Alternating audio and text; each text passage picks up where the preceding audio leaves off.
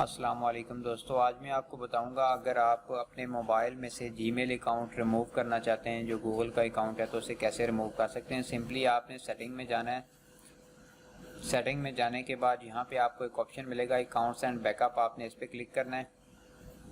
इस पर क्लिक करने के बाद आपने मैनेज अकाउंट्स पे क्लिक करना है और यहाँ पे आपके पास वो तमाम अकाउंट शो हो जाएंगे जो आपके मोबाइल में इस टाइम लॉगिन है।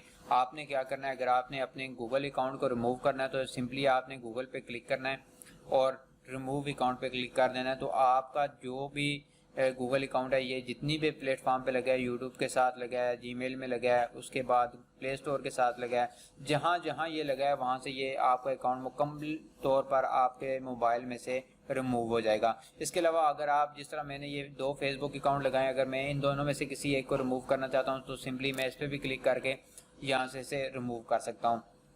तो कोई भी जीमेल अकाउंट हो या कोई दूसरा अकाउंट हो, अगर आप उसको रिमूव करना चाहते हैं तो सिंपली आपने ये सेटिंग में जाके अकाउंट्स एंड बैकअप पे जाना है, मैनेज अकाउंट्स में जाके उसको 1 क्लिक के साथ रिमूव कर देना है।